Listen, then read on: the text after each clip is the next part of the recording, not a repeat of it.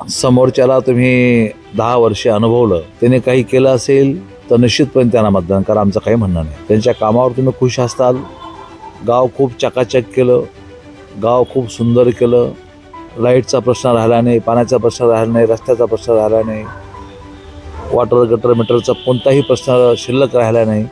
मग अशा अवस्थेमध्ये तुम्ही मतदान केलं तर मला काही त्यामध्ये वावगं वाटणार नाही. या सर्व गोष्टीमध्ये ते अपेक्षित ठरले असतील तर मतदान माझ्या बाजूने करावं, मलाही संधी द्यावी.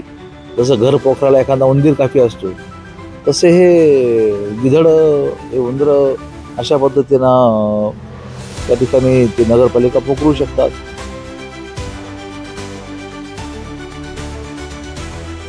नमस्कार मित्रांनो, जसं आत्तापर्यंत उमेदवारांनी भरपूर काही अभ्यास केला, त्याची परीक्षा उद्या म्हणजे मतदान आलेलं आहे. 15 तारीख जवळ आलेली आहे आणि माझ्यासोबत आहेत आमदार अर्जुनराव खोतकर.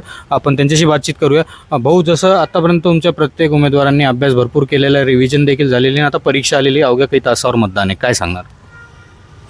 माझं आव्हान आहे नागरिकांना की मतासाठी बाहेर पडावं, पवित्र मतदान करावं आणि तेही आमच्या बाजूने करावं ही विनंती करणार आहे.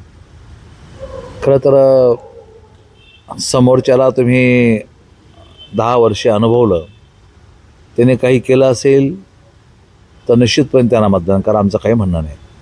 त्यांच्या कामावर तुम्ही खुश असताल, गाव खूप चकाचक केलं, गाव खूप सुंदर केलं, लाईटचा प्रश्न राहिला नाही, पाण्याचा प्रश्न राहिला नाही, रस्त्याचा प्रश्न राहिला नाही, वॉटर गटर मीटरचा कोणताही प्रश्न शिल्लक राहिला नाही.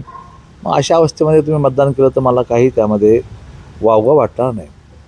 आणि या सर्व गोष्टीमध्ये ते अपेक्षित ठरले असतील तर मतदान माझ्या बाजूने करावं, मलाही संधी द्यावी, अशा प्रकारची विनंती मी जालनेकरांना करतो.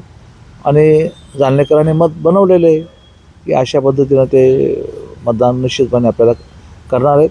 एक संधी ते मला देतील अशी माझी अपेक्षा आहे. बरं भाऊ, जसं वाटतंय असं तुम्ही जालन्यामध्ये सगळीकडे प्रचारादरम्यान फिरला, जालन्यामध्ये परिवर्तन होईल असं वाटतंय का? नाही, 100% मी काय म्हटलं तुम्हाला, वॉटर गटर मीटरची समस्या शहराची मिटली असेल तर, कारण की त्यांच्याकडं 10 वर्षाची नगरपालिका आमदारकी आहे आणि त्यामुळं मला असं वाटतं की एवढ्या कालावधीनंतर जर हे प्रश्न मिटले नसतील तर हा विषय माझ्याकडे दिला पाहिजे लोकांनी, जनतेने. आणि जनतेने मत बनवलेलं आहे आणि मी गावात फिरतो, लोकांचं मत मला स्पष्ट करतं की यावेळेस माझ्या ताब्यामध्ये महानगरपालिका देतील लोक. नेमकं आपण आता प्रतिस्पर्धी कोणाला समजावं शिवसेनेचं, मेन प्रतिस्पर्धी तुम्ही कोणाला समजणार? मी मागच म्हणलो की भारतीय जनता पक्षाची काँग्रेस झालेली आहे. 65 जागेपैकी जवळपास 47 जागा हे काँग्रेसच्या पूर्व आश्रमाच्या लोकांनाही मिळाल्या आहेत. मूळ भाजपच्या लोकांना किती लोकांना तिकीट मिळालं? 15 लोकांना. त्यामुळं आता भाजप राहिली कुठे? इथं काँग्रेस झालेली. त्यामुळं भाजप नाही राहिली, ती काँग्रेस झाली आता. जसं आता एकीकडे पाहतोय आपण, चर्चा पण खूप रंगतात आहे की पैशांचा महापूर आलेला आहे, म्हणजे विचारधारा बाजूला ठेवून लोकांना आमिष दाखवली जाते. तर त्याच्यासाठी तुम्ही कसं सजग करणार की कोणत्या गोष्टी आपल्याला महत्त्वाच्या राहणार आहे पुढच्या 5 वर्षासाठी? हां, मी जनतेला खरं आव्हान करेल की असं काही असेल तर फार वाईट आणि दुर्दैवी आहे. स्वच्छ प्रतिमेचे चांगले लोक आपण जर निवडले, गुंड पुंड, शेवटी ते काय करतील मग? दतिंगशाही करून ते आपण बघतोय ना, नगरपालिका पोखरायला, जसं घर पोखराला एखादा उंदीर काफी असतो, तसे हे गिधडं, हे उंदरं अशा पद्धतीनं त्या ठिकाणी ते नगरपालिका पोखरू शकतात.